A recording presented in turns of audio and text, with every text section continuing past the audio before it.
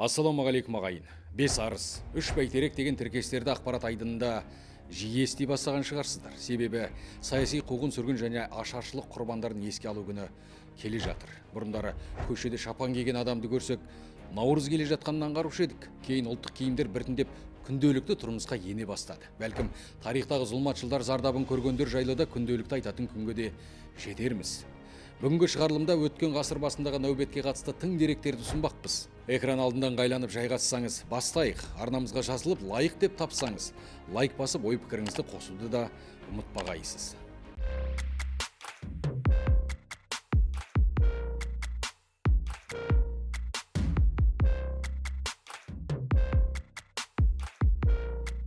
Ашаршылықпен көбіне өткен ғасырдың 21-ші, 22-ші және 30-33-ші жылдар байланыстырылады. Бұл жылдардағы нәубеттің алдында көшпелі халықтың миллионнан астамы опат болған оқиға бар. 1917-19 жылдар аралығында Сыр және Жетісу өңірлерінде болған. Кеңес үкіметі әне-міне орнайды деп жатқанда түрлі күштердің қақтығысынан түстіктегі мал талан-таражға түсіп, індет жайлап, сол жақтағы халықтың 30% ажал құшқан еді. Араға 2 жыл салып, қазақ даласын тағы ашаршылық кезді. Әртүрлі дерек көздерде сол жылдары қазақтағы 1.700.000 азаматынан айырылды делінеді. Ол кезді құрғақшылықпен байланыстырады. Қолдан жасалған тағы бір қырғын 30 бен 33 жылдар аралығындағы ашаршылық деп көрсетіледі. Алайда тарихшылардың бұл ретте көзқарастары әртүрлі. Тіпті сол жылдары 2 миллион адам қырылды деп айтқандар болса, олардың саны 2,5 есеге көп деген пайым бар. Әлиханның 1924 жылы жазған мақаласы бар. Осы бүгінгі Егемен Қазақстан, ол кезде еңбекшіл Қазақ газетіне жазған, Қазақ қанша деген. Сол Қазақ қанша деген газетінде 1914 жылы бірінші дүниежүзілік соғыс басталардың алдында қазақтың саны 6.470.000 адам болды дейді. Одан кейін арада тура 10 жыл өткен 1924 жыл сол мақаласы шыққан күні, бұл 24 жылдың қазан айында. Өткен кезеңде большевиктерге қарсы отан соғысы бар. 21-22-дегі ашаршылық бар. Сосын эпидемия бар. Сол бәрі қазақтың табиғи өсімін алып кетті дейді. Ол шамамен 1 миллионға жетпей 900.000 адамдай адам. Сөйтіп басқанда арада 10 жыл өткенде қазақ өзінің табиғи өсімінен айырылды да 1924 жылға қарай қазақтың саны қазір 6,5 миллиондай қалдық дейді. 28 жылы ашаршылық басталғанда қазақтың саны 7 миллионнан ашып жығылған кез. Ашаршылықтың өзі 3 жыл ғана болған жоқ қой, оны да басына шығып. 5 жыл. Өйткені қазақтың бүкіл малын сыпырып алған қай жыл? 1928 жылы. Яғни 28 ұжымдастыру, коллективтендіру, колхоздастыру заманы қашан басталды? 28 жыл басталды. Қазақтың малын түрлі малын сыпырып алған жыл қай жыл? 28 жыл. Аштық сол кезде басталды. Сөйтіп аштық қазақ жерінде 5 жыл ұдайы жалғасты. Осыны біздің ғалымдарымыз айта ма? Жоқ. Ал 37 жылғы есеп бойынша, 37 жылғы халық санағын негізі репрессияланған халық санағы дейді. Неге? Өйткені сол халық санағынан кейін Сталин халықтың санын тым азайып кеткеннен кейін сол халық санағын жүргізген мекеме басшыларының бәрін түгел халық жауы деп атып тастаған. Сол есеп бойынша қазақтың саны 2.180.000 адам екен. Сонда 7 миллионнан қанша адам қаза болған? 5 миллионға жуық адам қаза болған. Бір халыққа қарсы жасалған мұндай қастандық тарихта басқа елдерде болмаған дейді алаштанушы Сұлтанхан Аққұлұлы. Дәл осындай геноцид Біріккен ұлттар ұйымы алаңында жарияланып, ашық айтылуы керек дейді. Алайда теріскей жаққа жалтақтау әлде басым болып тұрғандай. Ашаршылықтың тағы бір салдарынан үңіліп көрейікші. Ұжымдастыру, ақылға қонымсыз салық түрлер зорыққан халық арасында толқуға түрткі болып, әртүрлі көтерілістерге әкеп соқты. Онда да үлкен қылмыстың құрбаны болғанымызды зерттеушілер енді анықтап жатыр. Кезіндегі шексіз билігі бар НКВД қызғыштай қорғаған құпия құжаттар ашылып, біраз деректерді алдымызға келді. Көтеріліске шыққан шаруа қазақтарға, қазақстандықтарға, тек қана қазақ емес, оның арасында орыс та болды, ұйғыр да болды, өзбектер де болды. Соларға қарсы арнайы қарулы күштерді пайдалану. Ол барлық конвенция және барлық заңдары бойынша оны жасау болмайды ешқашан. Бұларға қарсы мысалы Бакудан флотилия шақырған, арнайы мысалы адай көтерілісін басу үшін. Одан кейін біздің Қазақстандағы болған, орталық Қазақстанда болған жағдайда арнайы әскери күштерді пайдаланып отырған. Соның арасында әсіресе мына шекарашылар. Айталық, мынау Шығыс Қазақстан, Алматы, Семей жақтан Қытайға кеткен аусан кетем деген азаматтарды жолда қуып жету, қырып жіберу, тұтқындау, түрмеге қамау деген заңсыз әрекеттер көп болған. Ашық дерек көздердегі тағы бір дерекке көз салайық. 5 жыл даланы аштық жайлап, ажал алшаң басып жүрген кезде кеңес үкіметі шетке астықты миллион тонналап сатып отырды. 1928 жылы 1 миллион, 29-да 13 миллион пұт, 30 жылы 48 миллион пұттан асса, ал қазақтар жаппай қырылған 31 жылы 52 миллионға жуық пұт, 32 жылы 18 миллион пұт астық шетелге сатылған екен. Бір пұттың өлшемі 16 келіден сәл асады. Дәл сол дерек көзді егер бір жылдың өзінде сатылған астықты елде қалдырып ашқан халыққа бергенде, азаматтардың өмірін сақтап қалуға болар еді деген пайым айтылады. Тағы бір деректі Знамя журналының 1989 жылғы нөмірінен оқуға болады. Онда 1928 жылдан бері қарайғы жылдары кеңес үкіметі қай елге қанша астық сатқан жазылған. Мәселен, 1928 жылы 1 миллион, 1929 жылы 13 миллион пұт сатылған. 30 жылы 48,3 миллион пұт, ал 31 жылы қазақтар қырылып жатқанда 51,8 миллион пұт астық шетелге сатылған. Онымен қоймай, 1918 жылы 18 миллион пұт астық тағы сатылды. Сонда ең болмағанда бір жылға сатқан астықтың жартысын берсе, сол ашаршылық кезіндегі халықты аштан сақтап қалуға болатын еді деп автор атап көрсетеді. Мұның бәрі халықты қолдан қыру үшін әдейі қолдан жасалған геноцид жоспары деп марқұм Әркен Уақ Азаттық радиосына берген сұхбатында айтқан еді. Қужақ атанған Голощекин тұсындағы бұл нәубет қазақтың әр әулетіне таңба қалдырды. Адамзат отарлаудың небір түрін көрген. Араларыңызда тарихи киноларды ұнататындар бар сірә. 90 жылдардың ортасында прокатқа шығып талайды тәнті еткен «Храброе сердце» фильмін көргендер біледі. Шотландықтарға үстемдік жүргізген ағылшындар прима нокта әдісін пайдаланған еді. Сол кездегі патша Эдвард шотландықтарды өз жерінен қуалмасақ тұқымын құртайық деп ерсі ережені енгізеді. Сол кәрі құрлықтағылар қазақ даласындағы ашаршылық туралы білсе жағасын ұстайтыны сөзсіз. Бізде дәл сондай тәртіп енгізілмесе де, соған жете қабыл бір қадам жасалды. Бірақ ол туралы сәл кейінірек тоқталамын. Аштықтан бір қырылып, оған қарсы көтерілістер күштеп басып жаншылып болды. Қарумен емес, рухпен күрес кезеңі де келді қазақ даласында. Оны репрессия деп атап кеттік. Сотсыз қамау, одан мынау Түркістан легионда болып елге қайтқаннан кейін оларды сотта жіберу, шектеу, шетелге қудалану, мүлігін тартып алу, оның барлығы репрессия жатады. Не құқығынан айыру, мысалы байдың баласы деп талай балаларды жаңағы оқудан студент жоғары оқу орындары шығарып тастағандар болған, оның барлығы репрессия жатады, естеріңізде болсын. Бұл репрессия тек қана ату емес қой. Соны біз анықтау санын. Саяси қуғын сүргін құрбандарын ақтау бойынша комиссия 2 мәрте құрылған. Алғашқысы академик Манаш Қозыбаевтың төрағалығымен жұмыс істеді. Екінші мәрте комиссия Қасым-Жомарт Тоқаевтың жарлығымен 2021-24 жылдар аралығында зерттеу жұмыстарын атқарды. Соның негізінде ғалымдар репрессия құрбандары қатарында 5 миллионнан аса адам бар екенін анықтап берді. Көбелет сотталған, қудалаған тек қана интеллигенция деп. Олардың арасында жаңағы Сәкен, Сейфуллин, Бейімбет Майлин сияқты, Илья Жансүгіров сияқты өте көп. Бірақ дегенмен олар көп Алматыдан кеткен, айтпақшы. Бірақ жай жүрген қарапайым жұмысшылар, тракторист, шопан, заңсыз кеткен бір бала тәрбиелеп жатқан әйелдер, мысалы халық жау деген желеумен кетіп жатты ғой. Оларға не кінәсі бар? Олар саясатқа араласып қалған адамдар. Яғни түгел Қазақстан бойынша кеткен, және бұлардың категориялары өте кең деп қарауымыз керек.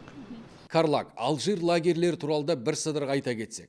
ГУЛАГ жүйесінде еліміздің аумағында 11 осындай орын болған деп айтылады. Жазықсыз түрмелерге қамалғандар туралы да деректер жетерлік. Құпия құжаттарды зерттеген ғалымдар тағы бір сұмдықтың бетін ашты. Түрлі жалған айыптар тағылған азаматтар 70-ке жуық орында ұсталып келген. Яғни сол кездегі кеңес билігі жауға телген жұрттың біразын түрме лагерлерден бөлек өзге жерлерде де жазасын өтеу мекені ретінде пайдаланып, айыпталғандарды кәдімгі құл қылған көрінеді. Үкіметтің бір істеген кәдімгі бір сұмдығы былай ғой. Тек қана түрме емес, бұлар сол кезде айталық темір жол, мысалы мына Алматы Астана темір жолы бар ғой, Топар станциясы, Шу станциясы, Қарағанды станциясы. Сол кезде бұлар көптеген саяси жаңағы тұтқындар бұлар көбі не болып келеді. Саяси қайраткерлер бұлардың көбін жұмыс шығып, кәдімгі ырысу дейді, соған жұмысқа апарып жеккен, Екібастұзда жеккен. Ақтөбедегі Актив рентген деген заводта мысалы көптеген заключендар істеген. Мен оны тауып алдым, білесіз қайдан? мына неден Берияның нарком Берия деген болды ғой, Лаврентий. Соның приказында айтылады наградить офицеров, значит, там, учреждений дейді ғой, ГУЛАГта айтпайды, олар учреждений дейді, которые участвовали в строительстве Октябрь. Соның арасында офицерлер жүр, яғни көптеген азаматтар солар да офицерлерге не үшін береді, солардың яғни пайдаланған. Негізгі жазалаушы күш НКВД болғаны белгілі. Бұл аббревиатура ішкі істер халық комиссариаты дегенді білдіреді. Бірақ қолында қазіргі полиция, прокуратура, соттың билігімен пара-бар құзырет болды. Ақ дегені алғыс, қара дегені қарғыс деген теңе осы НКВД-ға жақсы келеді сірә. Әрі елдегі бұл құрылымдар кәдімгі бәсекеге түскен. Халық жауларын мейлінше көп анықтап жазалағандарды жоғары бағалаған. Қызметтік карьерада жылдам өсудің төте жолы да осы НКВД болыпты. Сондықтан үкімет берген жоспарды асыра орындауға зор ынта білдіріп ойына келген істеді. Сыр өңірінің Жаңақорғанында болған оқиға осыған айқын дәлел. Ең қызық, орталық комитеттерден бұларға арнайы нелер түсіп тұрған, нұсқаулар түсіп отқан. Тіпті ең сұмдығы мынандай дайын нелер жіберген ақ қағаз, соңында түбінде қол қойылған, соны толтыру керек. Айталық 100 адамды ұстау керек, осы 5 айда 300 адамды ұстау керек деген кәдімгі нелер нұсқаулар түсіп тұрған. Мирзаян деген сол кезде Қазақстан Республикасы партияның бірінші хатшысы, тіпті Москваға хат жазған. Сіздер берген цифр бізге аз болып көрініп тұр, көбейтіңіз деп. Ол кезде кәдімгі жарыс болды. Мынау білесіз бе не екен? Мына НКВД-дің жүйесі, бұлар ана көп халық жауы деп в кавычках тауып көрсеткен үшін олар кәдімгі шен алды, өсіп Мәскеуге кетті. Толтыру қиын емес қой. Халық жауы дейді, сен бірдеме айтып қалдың, бір сөз ұстайды. Мысалы, айталық Қызылорда облысы Жаңақорғанда бір ақсақалды ұстайды. Не үшін? Ол айтады, мына билік халыққа тыныштық бермеді ғой, ұзаққа бармас деген бір сөз үшін жаңағы Жауғаштыға қамалған. Жауғаш деген Алматы түбіндегі түрме. Содан ол кісі содан қайтпады ол кісі. Интеллигенция қамауда, халықты қорқыныш билеген, бас көтеру қайдам. Жоспар осымен тоқтаса кәні. Ағылшын отаршылығына қарсы шыққан Шотландия туралы бір үзінді келтіріп едім ғой әлгінде. Халық бас көтеру үшін алға жетелейтін лидер болу керек. Тым құрығанда елдің еңсесін көтеру үшін пір тұтартуға қажет екені белгілі. Кеңестік билік бұл жағында ойластырып қойған екен. Әлиханның ұрпағы кім болып кетті? Бәрі орыстанып кетті. Көріп отырмыз. Қазіргі баласы Петр Евгений ұлы Бөкейхан өткен жолы Майя Бекбайға берген сұхбатында не деді? Я, мен Ресейде, Мәскеуде мен орыс емеспін. Қазақстанға барсам мен қазақ емеспін дейді.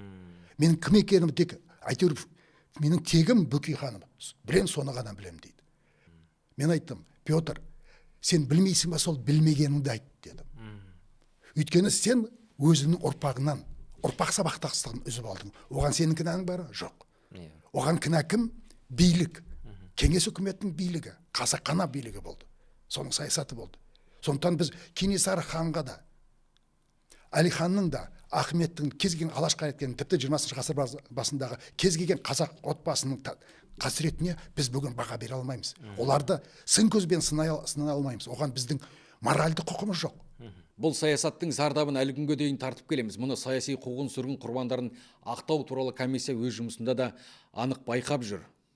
Ақтау мәселесі әлде болса аяқталған жоқ. Сосын көптеген өте өкініш жағдай, көптеген азаматтардың нелері жоқ, тұқымдары жоқ, балалары жоқ, қыздары жоқ, тіпті анауға өтініш жазатын адам жоқ бұлардың соңында. Ең сұмдығы сол болып тұр ғой. Сосын Қазақстан жерінде көптеген бірнеше миллион адамдар, мысалы Ресейден қудаланып келген, Кавказдан, сосын тіпті Австрия, Финляндия, Польшадан қудаланып келген, Украина қудаланып келген азаматтары бар. Олардың да жаңағы не тұқымын таппайсың, жаңағы мұрагерлерін. Олардың атынан өтініш болу керек. Сондықтан осында біраз қиыншылықтар бар.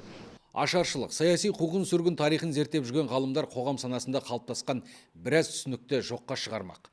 Алашорда бұл автономия емес, кәдімгі заңдық тұрғыда құрылған мемлекет деп танылуы тиіс. Бұған ресми құжаттар дәлелдейді.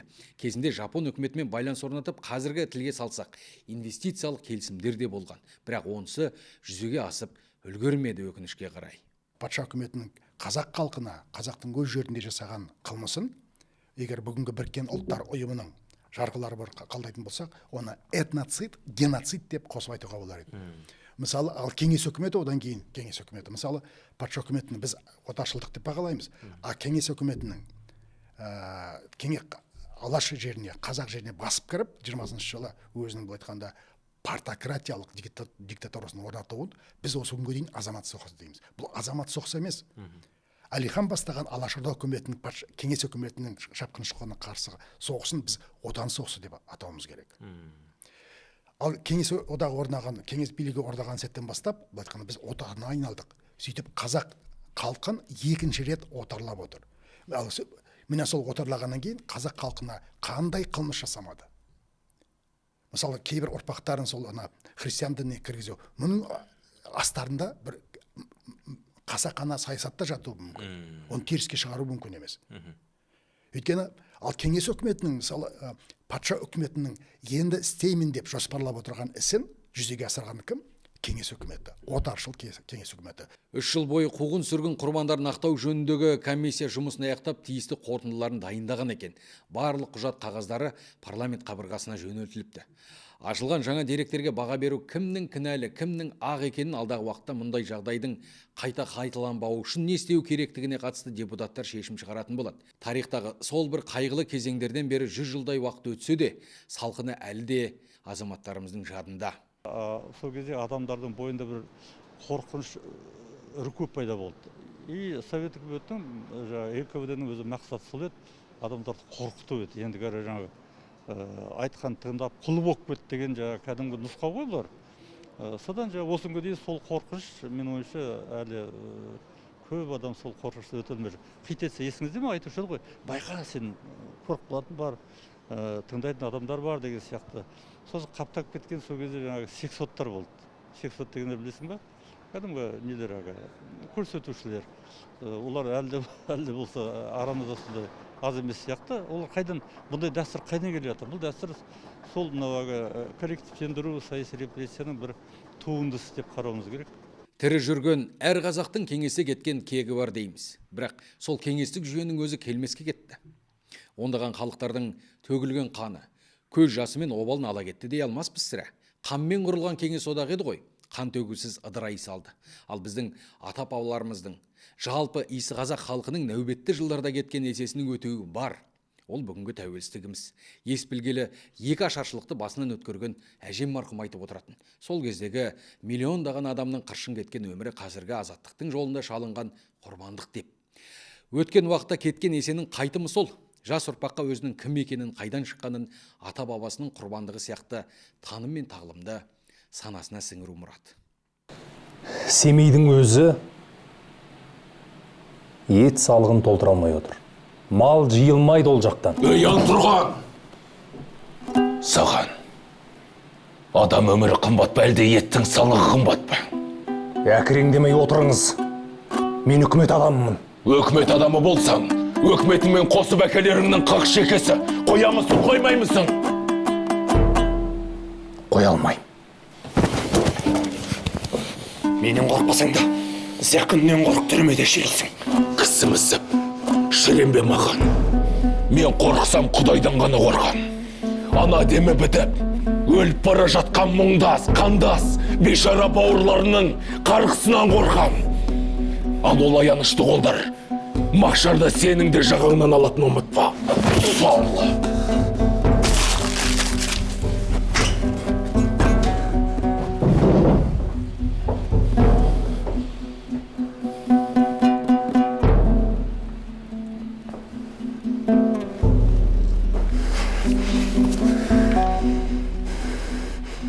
Керуен кері айналса, ақсақ түйе алдына шығады деп қалай дөп айтқан. Саған қарап, өкіметіңді де шамалай беруге болады. Сорлы. Тарихтың қилы кезеңдерінен сыр шертетін фильмдер де көптеп түсіріліп, ел назарына ұсынылып жатыр. Міржақып Оян қазақ туындысы халық арасында қандай резонанс тудырғанын бәріміз білеміз. Біз хотя білеміз Міржақып Дулатұлы кім екенін, алашияларын біз білеміз, біздің вообще кішкентай жаңадағы туып атқанда білмейді да, орысша сөйлейді бәрі қалада тұратындар. Мен ұялмаймын, вообще орысша сөйлей алмайтын. Кинодан шығып, көз жасы көлдей болған жастарға қарап, ертеңгі күннен үміт үзбеуге болады деп пайымдағанымыз ләзім. Егемендік жолында опат болғандардың құрбаны бекер болмас үшін тәуелсіздігімізді қастерлеп, қызғыштай қорғау ата-бабаның кеткен есесін қайтару деп ұғынғанымыз дұрыс шығар сірә. Менде осы ағайын, әдеттегідей арнамызға жазылып, пікірлеріңізді қалдырыңыздар, лайықты деп тапсаңыздар, лайктарыңызды басыңыздар. Аман болайық.